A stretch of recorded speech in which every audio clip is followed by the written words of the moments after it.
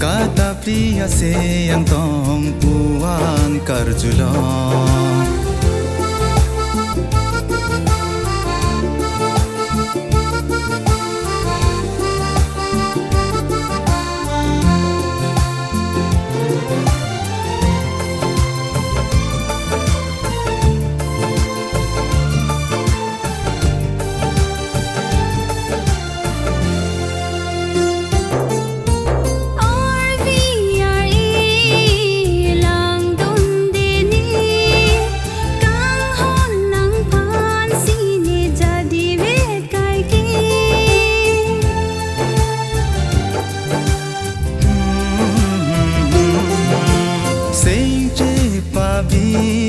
nang kang hon ne phan thir thi palam chak nang pilo nang phan ne sing a klong pen kang hon do nang phan ne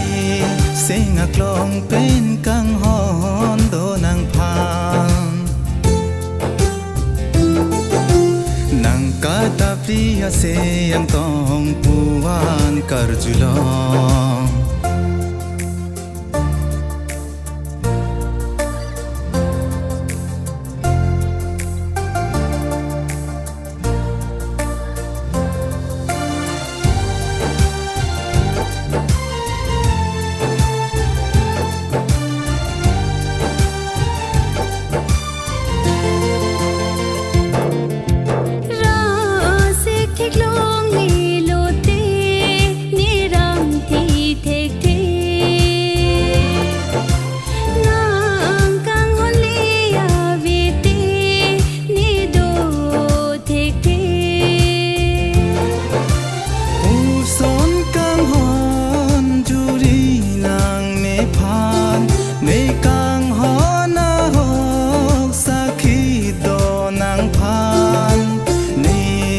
nang sabor vet kai ke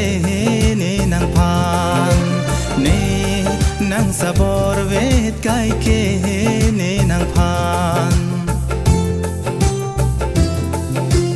nang kata priya se yang tong puan karjulong